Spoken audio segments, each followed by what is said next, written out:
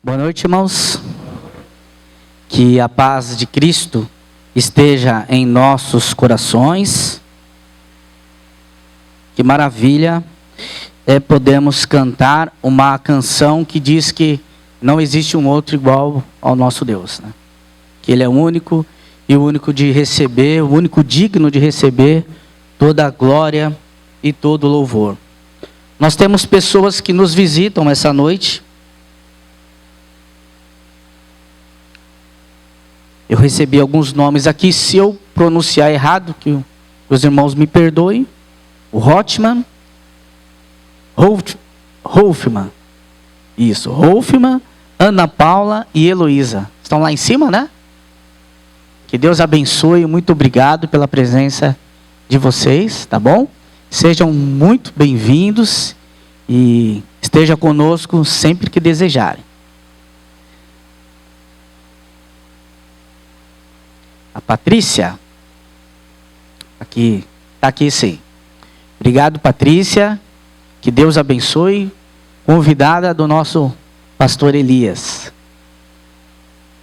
E nós temos aqui também o meu sogro, a minha sogra, quem veio na outra quinta-feira, os conheceu, a chamada Dona Neném, carinhosamente, e o seu Edson, seu Dinho, né, que vieram da Bahia para acompanhar o casamento do Everson e da Júlia. E aí também nos acompanham o meu cunhado, que é meu irmão, e a minha cunhada, e os filhos, e a sobrinha também. Que Deus abençoe a vida de vocês. Então, irmãos, a Júlia e o Everson se casaram ontem. Os irmãos percebem que eles não estão na igreja, estão em Natal, né? Natal, devem ficar aí umas 2 semanas fora, aproveitando um pouquinho, e logo mais estarão aqui conosco novamente. Peço que os irmãos orem pela vida deles, né? São jovens, se casaram agora, então tem muita coisa para aprender ainda, mas com as nossas orações temos certeza que o Senhor vai continuar comandando, né, e os auxiliando naquilo que for necessário. Quero também lembrar os irmãos que domingo que vem é Páscoa. Então, se você quiser encomendar um chocolate, estou brincando, não vendo chocolate, mas domingo que vem nós não teremos a nossa escola bíblica dominical, porque nós teremos aqui, também às 9 horas da manhã, o culto da ressurreição. E nós vamos pensar sobre o tema: qual a importância da ressurreição? Nós vamos falar um pouquinho sobre isso. Jesus ressuscitou, o que ressuscitou? Foi a alma, foi o espírito, foi o corpo? Não, foi os 3, foi um só? Como que funcionou isso, né? E aí, Jesus ascendeu aos céus, ele ascendeu, foi a alma, foi o corpo, foi o espírito? Então, é importante nós termos essa convicção doutrinária, sabemos sobre isso, e nada melhor de separarmos um dia especial como esse para tratarmos desse tema tão importante para o cristianismo. Porque é o tema que nos diferencia, nos faz ter esperança de que também vamos ressuscitar e um dia moraremos com o nosso Senhor para sempre, como nós já cantamos aqui. E à noite também o nosso culto, a celebração da Páscoa. E no próximo final de semana, o encerramento da nossa campanha de missões. Não é isso, pastor Edson? O pastor Edson vai nos trazer a mensagem do Senhor na oportunidade, e assim encerraremos o mês de abril. Mas vamos lá? Vamos compartilhar da mensagem do Senhor. E o texto escolhido hoje foi o Evangelho de Marcos, capítulo 4, versículo de 35 a 41. Não sei se vai dar para os irmãos enxergarem. Ah, tá. Melhorou.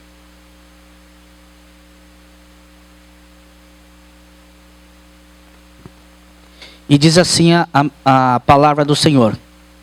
E naquele dia, sendo já tarde, disse-lhes: passemos para o outro lado.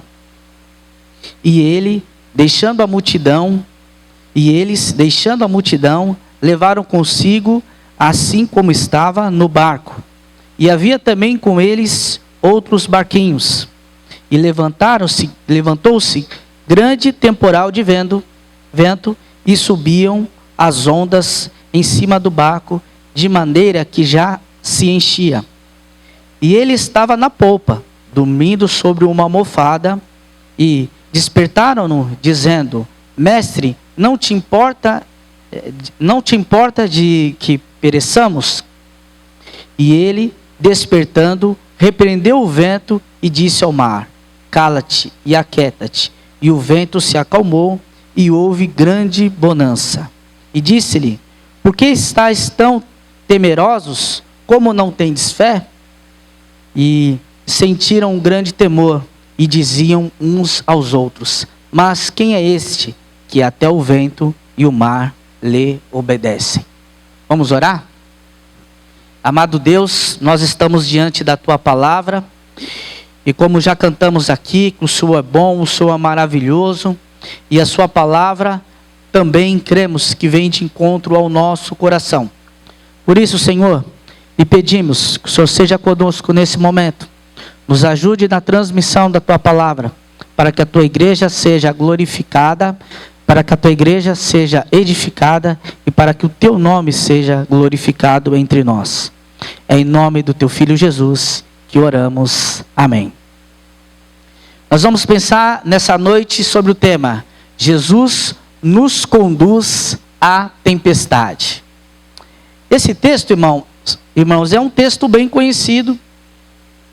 E nós vemos uma parte do ministério de Jesus, em que Jesus ensinava em Cafarnaum. Ali ele realizou milagres e uma boa parte das suas obras.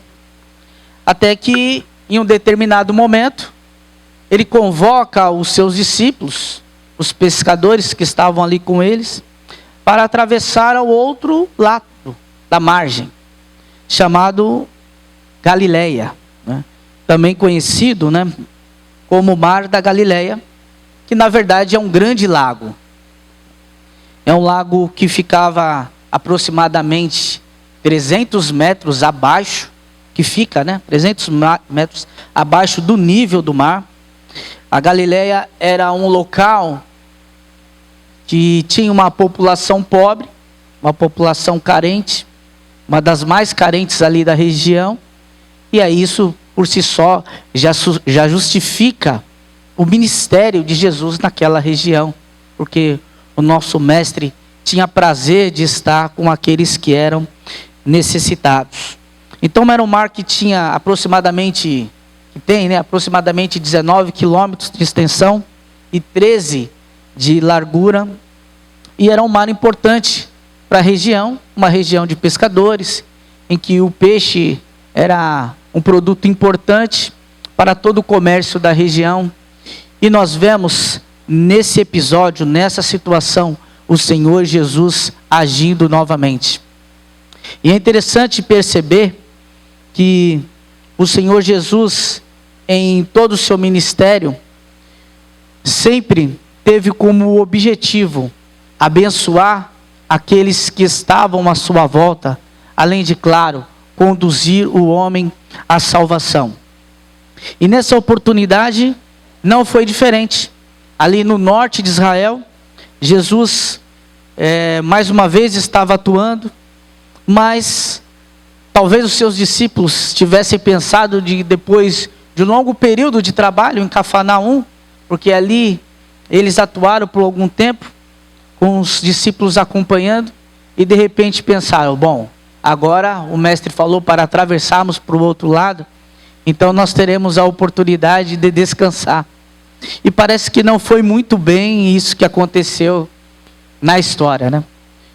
E quando nós pensamos em tempestade, eu não sei qual a experiência que os irmãos têm com relação a tempestades, mas aqui em São Paulo nós sabemos o caos que é quando chove um pouquinho acima do normal, né? Se nós estamos no nosso trabalho, muitas vezes temos a expectativa de não conseguir chegar em casa tão cedo, ou temos a preocupação com nossos amigos e familiares que moram em região de grande risco ou de dificuldade, com medo das enchentes, né, da força da água, né, da natureza, né, que vem sobre nós, e não há muito que possamos fazer. Nós vemos famílias que, por conta das grandes chuvas, perdem tudo, porque moram em lugares que não têm condição de ter uma boa infraestrutura para que as águas não cheguem em suas residências.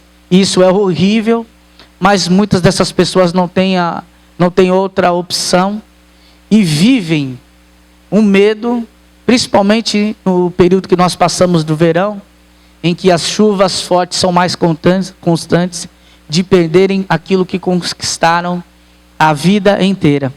E muitas vezes nós assistimos e vemos na TV as reportagens falando sobre a responsabilidade que os nossos governantes têm com essa questão, mas na verdade nós percebemos que pouco eles podem fazer, né? São construídos piscinões, enfim, outros tipos de tecnologias tentam usar para evitar, mas em algum lugar essa água vai chegar, nós sabemos isso. E são coisas que estão um pouco, né, ou totalmente fora da capacidade de controle do ser humano. E aí, pensando nessa situação, eu gostaria de pensar com os irmãos nesse texto, que Jesus é aquele que nos conduz também à tempestade. Nós sabemos que aí eu não estou falando de enchentes nos lares, mas falando aqui desse episódio em que Jesus estava com os seus discípulos no barco. E eu separei um dos pontos para pensar sobre isso, que são os ciclos da vida. Então nós temos aqui um barquinho com alguma dificuldade.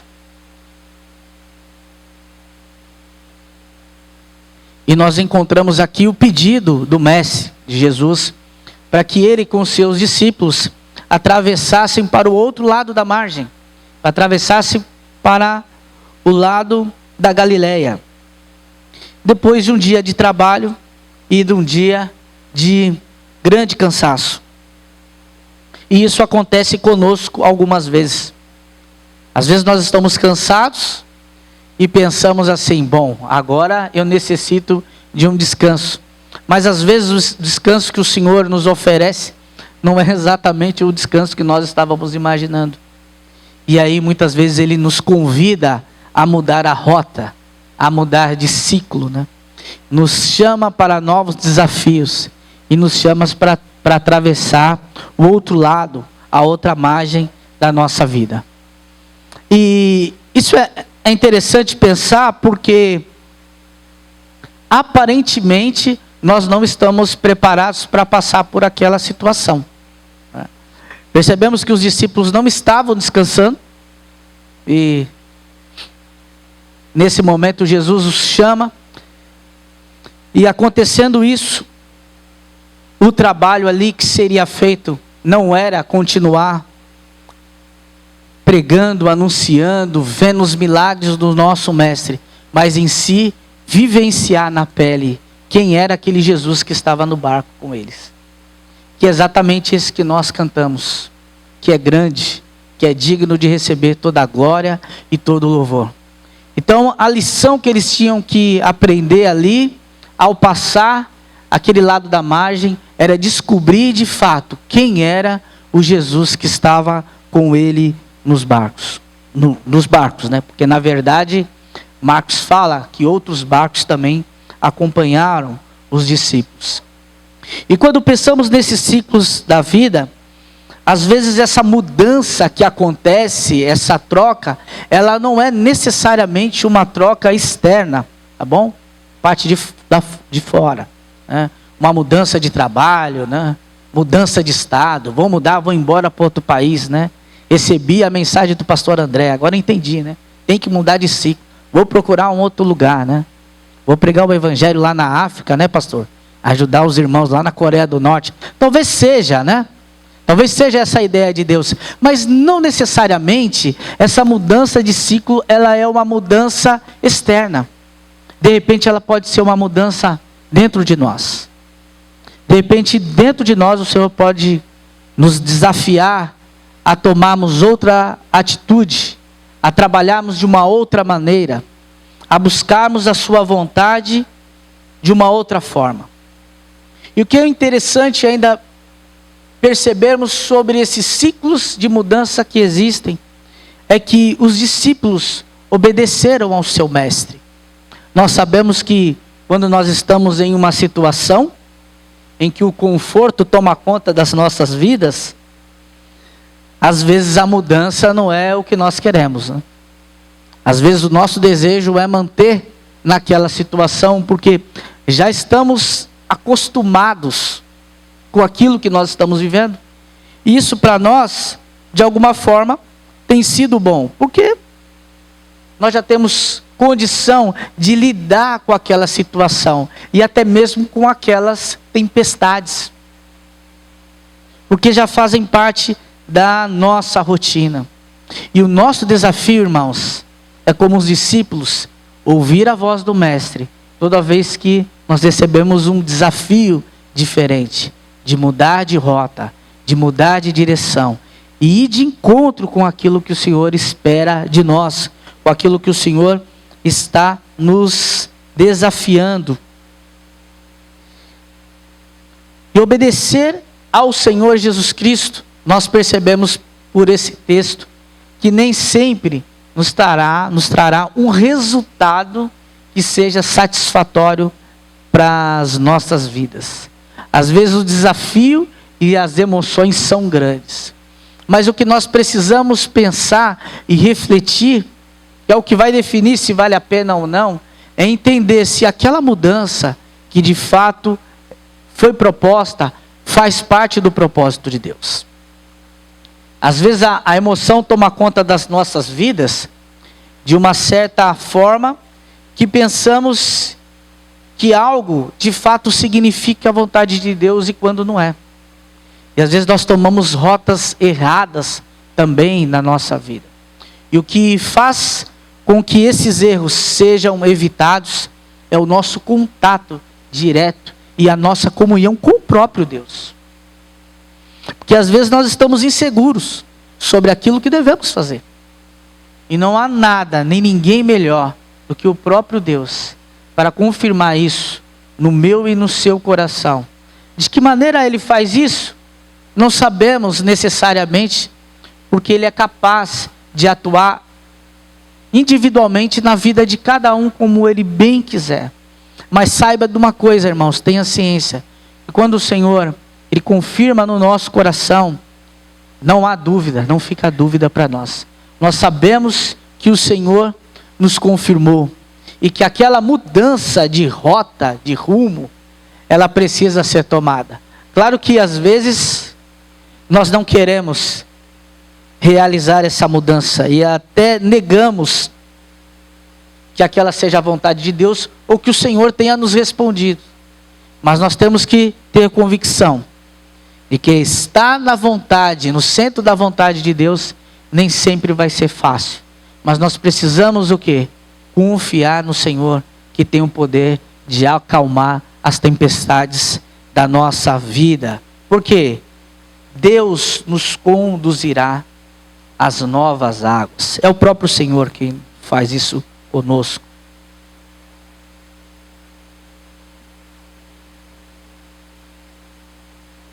E às vezes esse nosso desconforto, que ele acaba com a mudança da rota que acontece nas nossas vidas, vai trazer sobre o nosso coração um certo grau de ansiedade, de temor, que é comum com os seres humanos. E foi o que o Senhor disse aos seus discípulos, né? Vocês estão temerosos, vocês não têm fé, vocês estão com medo. E o nosso coração, infelizmente, ele é falho dessa mesma maneira. E a pergunta que fica, por que aconteceu isso, né? Será que os discípulos, eles erraram por terem mudado de rotas?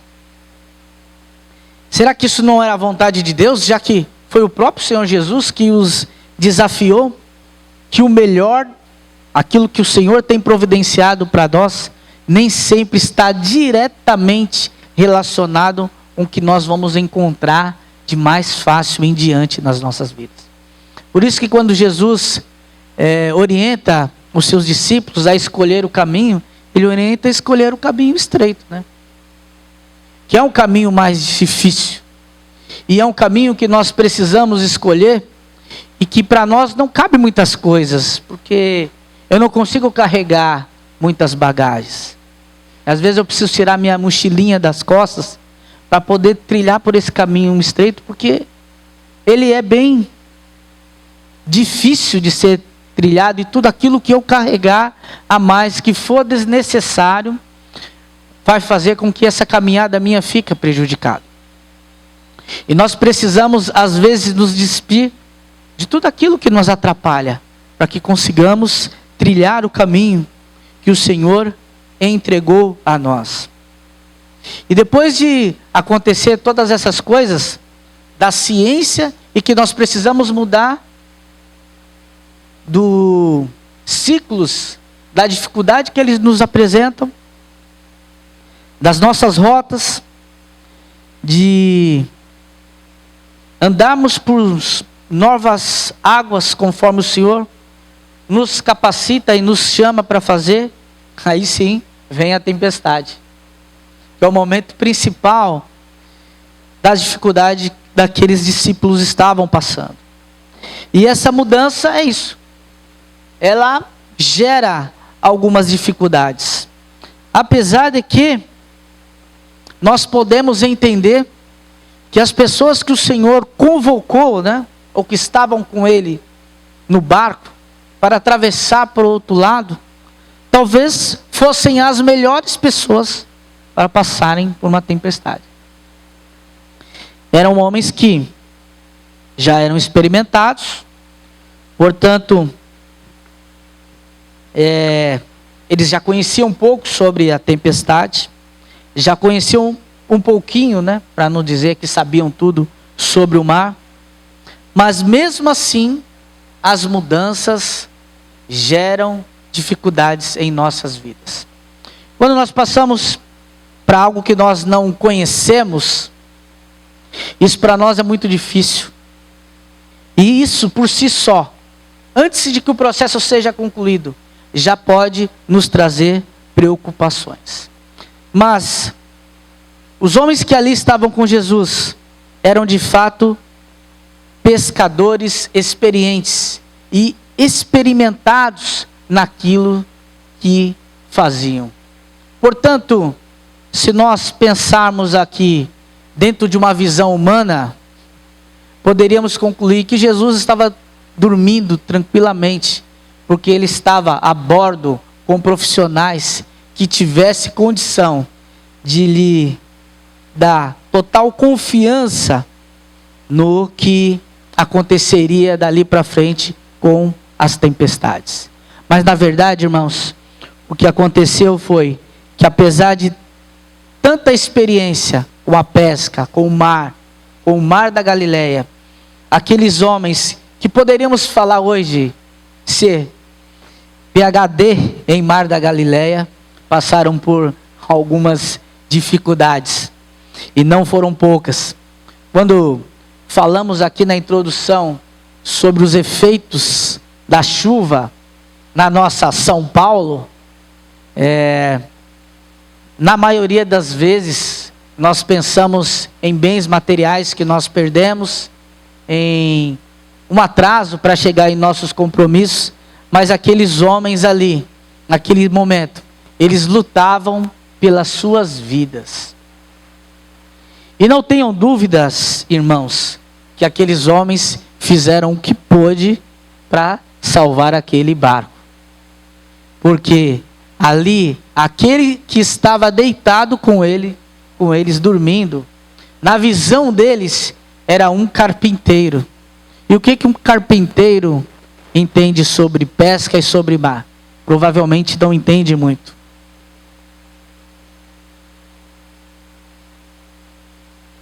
Tiago, João, André, aqueles homens que ali estavam, talvez pensaram em seus corações: a maior esperança que temos nesse momento, somos nós mesmos. Não vale a pena nem acordar o mestre. Deixa ele descansando, porque se nós aqui não pudermos dar um jeito nessa situação, quem poderá nos defender, né? E ali não tinha o Chapolin.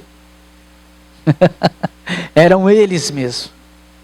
Então, irmãos, não tenham dúvida que Jesus comissionou os homens certos para estar no barco com eles, para mostrar que nada eles poderiam fazer, para que toda a sua habilidade com o mar pudesse cair por terra, para que tudo aquilo que eles entenderam um dia conhecer, eles tivessem convicção ali naquele momento de que já não era suficiente mais. Depois de esgotar todos os recursos, né? Esgotamento e frustração, não conseguimos resolver. E agora, eu vou avisar o carpinteiro, para ele saber que também vai morrer, né? Pelo menos para que ele se comova pela situação. E aqueles homens lutaram, até que eles, chamando a Jesus, acordou o mestre: não te importa que pereçamos todos nós? E aí nós sabemos o resultado do que aconteceu. Mas importante é destacar que, enquanto eles tentavam controlar aquela situação sozinhos, Jesus continuou dormindo, viu? Jesus não se intrometeu, não meteu o pé na porta, deixa que eu resolvo. Porque a forma de Jesus trabalhar e de Deus trabalhar no nosso coração, ela é diferente. É necessário que reconheçamos a nossa dependência, a nossa pequenez. É necessário reconhecer quanto nós precisamos de Deus. E é isso que precisava. Então, enquanto o sofrimento estava ali, o circo estava pegando fogo, não literalmente porque estavam no mar, Jesus continuou dormindo, né? Para nós observarmos aqui, pode até ser interessante, engraçado, né? Mas vamos ver até quando isso aí vai. Mas imaginem o sofrimento daqueles homens enquanto o nosso mestre dormia. Isso nos traz como lição, irmãos, de que toda essa mudança que Deus pode propor para o meu e o seu coração, de fato ela pode trazer em si tempestades, e tempestades essas que nós não estamos acostumados e provavelmente não somos capazes de suportar. Mas a escolha de passar por essa tempestade sozinhos depende de nós. Porque nós temos um Senhor pelo qual nós podemos clamar, que não está dormindo aqui como Jesus homem, que era, mas que está sempre atento para ouvir as nossas orações. E continuamos. E é uma pergunta que os discípulos fizeram, espantados com tudo o que aconteceram. A quem o mar e o vento obedecem? E nós sabemos que esse é Jesus. Que não há outro capaz de fazer essas coisas. E quando nós pensamos a quem o vento e o mar obedecem, nós precisamos lembrar de algumas coisas que são importantíssimas para as nossas vidas. Então a primeira coisa que nós precisamos pensar é que, para que isso tudo aconteça, precisamos que alguém esteja no nosso barco. Precisamos que Jesus esteja no nosso barco. Quando Jesus levanta e acalma a tempestade, nós vemos ali aquele Jesus que era 100% homem e 100% Deus. 100% homem quando ele dormia, mas ali logo ele mostra a manifestação da sua autoridade de Deus. E por que nós abrimos mão, muitas vezes, de ter esse Jesus Deus no nosso barco, na nossa vida, nos acompanhando em nossos desafios? Às vezes o que nos falta é reconhecer isso. Ah, mas eu conheço disso. Eu tenho um grande conhecimento sobre esse tema. Mas há tempestades que nós não podemos vivenciá-las sozinhos. E nós precisamos da ajuda do nosso Mestre. E quando pensamos que Jesus precisa estar no nosso barco, é necessário que estejamos alerta para entendermos aonde deve estar a nossa confiança. A nossa confiança deve estar no Senhor. E a pergunta que fica aqui é: aonde você tem depositado a sua confiança? Se a situação fosse outra, provavelmente os discípulos tinham chamado Jesus mais rápido. Se fosse alguém enfermo ali, naquela oportunidade, eles não iam ficar tentando curar ninguém. Se fosse um endemoniado, da mesma forma. Se fosse alguém com a necessidade de uma palavra de conforto, com certeza eles já tinham chamado o mestre de imediato. Olha, eu tenho o meu mestre aqui, eu acho que ele pode te ajudar. Mas como era o mar, com certeza eles pensaram: é conosco. Pode deixar, Jesus, e nós vamos cuidar da situação. É conosco. Opa! É por isso que Jesus nos conheceu, nos escolheu. Olha aqui, ó. Ele sabia que ia vir, coitado, né? Não ia conseguir. E às vezes isso acontece conosco.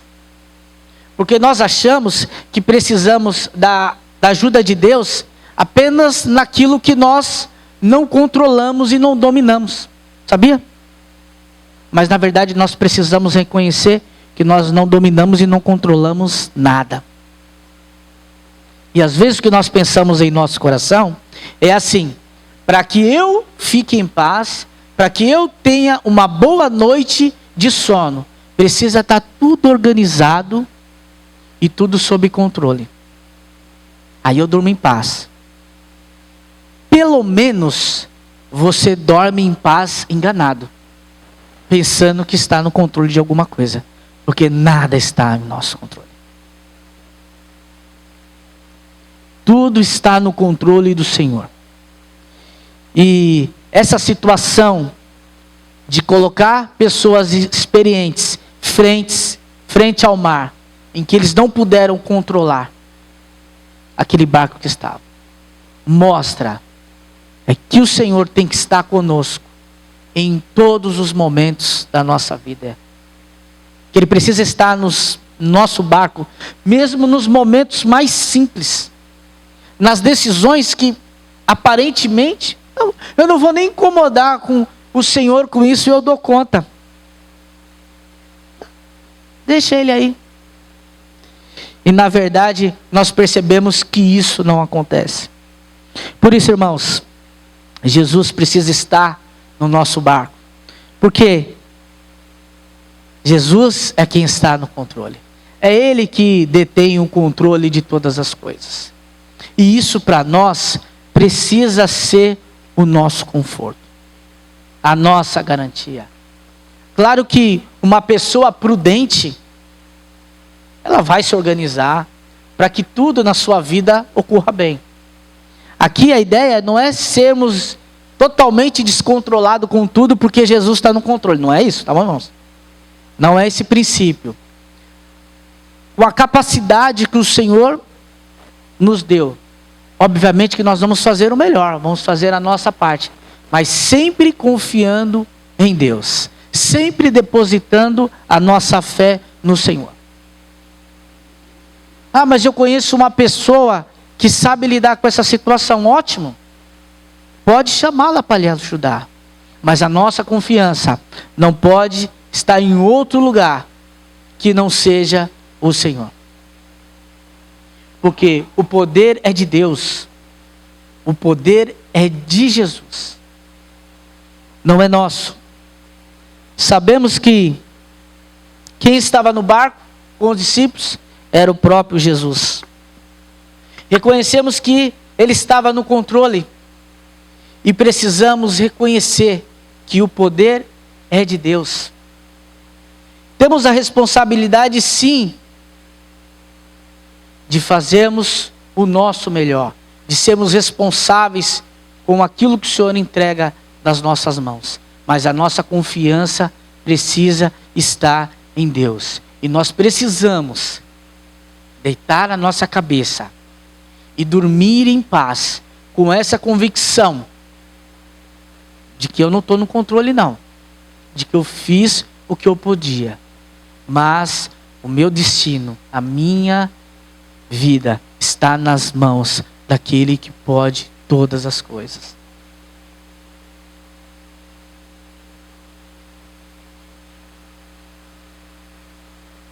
Estamos concluindo, irmãos. Somente aquele que criou o universo é capaz de acalmar a tempestade. É interessante que os homens até podem prever, né? Os temporais, terremotos. Olha, vai ter o tsunami. Mas o máximo que eles conseguem fazer é evacuar a região e tomar medidas que sejam semelhantes. Porque mesmo tendo ciência de que aquilo vai acontecer e de que aquela destruição vai ser grande, o homem não tem poder para evitar aquilo que só o Senhor, que criou todas as coisas, que dá limite ao mar, que determina até onde o mar chega, pode controlar. E as nossas vidas, irmãos, precisa estar diante desse Deus, que tem o poder de controlar todas as coisas, e tem o poder de governar todas as coisas, inclusive a nossa vida.